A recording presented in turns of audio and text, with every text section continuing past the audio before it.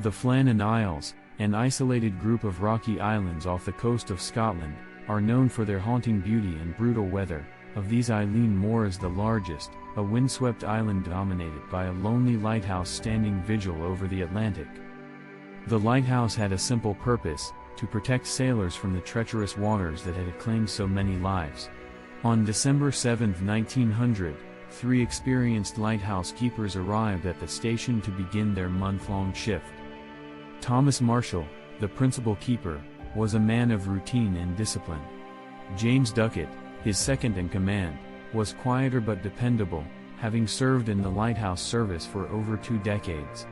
The third keeper, Donald MacArthur, was not scheduled for this shift but was filling in for another keeper who had fallen ill. MacArthur, known as a tough, no-nonsense seaman, was not one to be rattled easily. The weather was unforgiving, as it often was on the Flannan Isles.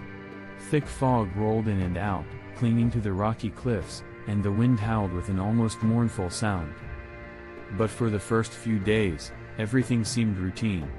The men went about their duties, keeping the lighthouse's beacon lit to guide ships through the perilous waters. However, the first sign that something was amiss came on December 12.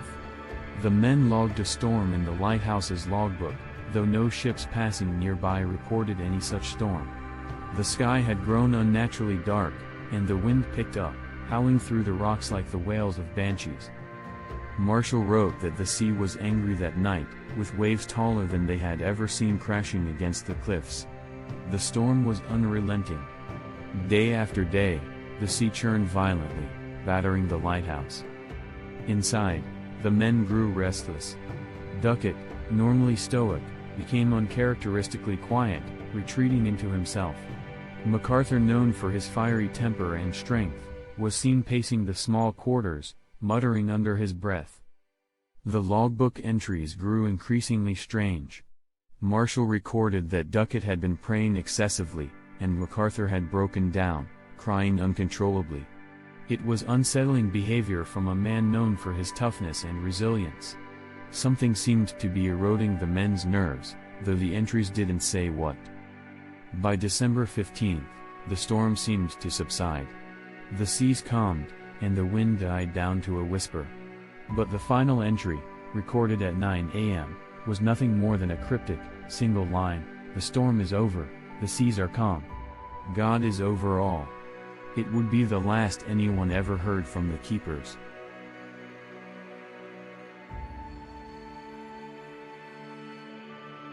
The relief ship Hesperus was delayed by bad weather, finally arriving on December 26. As the crew approached the island, they grew uneasy. There was no smoke rising from the chimney, no flag flying, and no one waiting at the dock to greet them.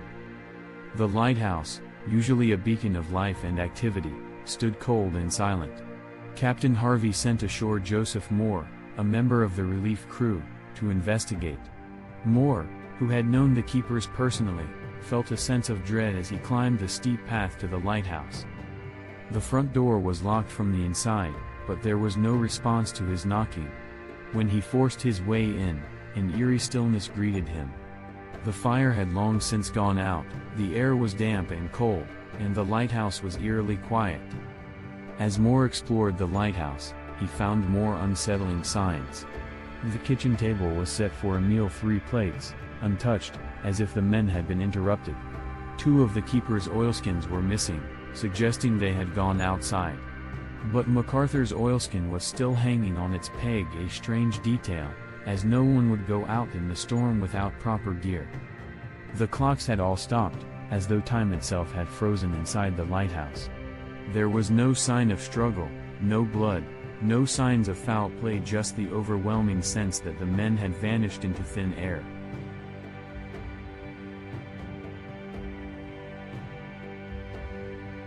The crew scoured the island, shouting the men's names, searching the cliffs and the surrounding area. They found nothing: no bodies, no evidence of what had happened. The only clue was a damaged lifeboat rope, frayed and hanging off the cliffside. It looked as though someone had tried to secure the lifeboat in a hurry, but there was no indication the men had ever left the island. The official investigation that followed concluded that a massive wave must have struck the island, sweeping the men off the cliffs and into the sea. But this explanation raised more questions than it answered. For one, no waves of that magnitude were reported by any nearby ships on December 15th. And even if such a wave had occurred, why hadn't all three men left the lighthouse together? Why was MacArthur's oilskin still hanging inside? Some locals believed that the island itself was cursed, haunted by ancient spirits. The Flannan Isles had long been the subject of folklore and superstition, with tales of strange lights, ghostly apparitions, and voices carried on the wind. Fishermen in the area spoke of an ancient presence that inhabited the islands, something older than man, lurking beneath the waves. Others speculated that the men had turned on each other, driven mad by isolation, the relentless storm, and whatever unspeakable fear had overtaken them. Did they quarrel? Did one man kill the others before taking his own life? But again, there were no signs of violence or bloodshed, only the maddening silence of the lighthouse. And then there were those who whispered of something even darker, a malevolent force, perhaps, that had come from the sea. The idea of the sea harboring something ancient and unknowable has always unsettled sailors. Could something inhuman have crawled up the cliffs that night, drawn by the light of the beacon, and taken the men?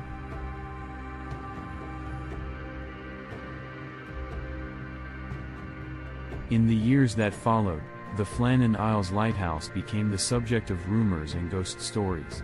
Sailors passing by claimed they saw lights moving across the island, even when the lighthouse was unmanned. Some swore they heard voices carried on the wind, calling out in despair. But no one dared to return to the island after dark. To this day, no one knows what truly happened to Thomas Marshall, James Ducat, and Donald MacArthur. Their disappearance remains one of the most chilling maritime mysteries in history. Theories continue to abound, but the truth, like the men themselves, has disappeared into the fog, leaving behind only whispers on the wind and the faint echo of a lighthouse standing watch over the endless sea.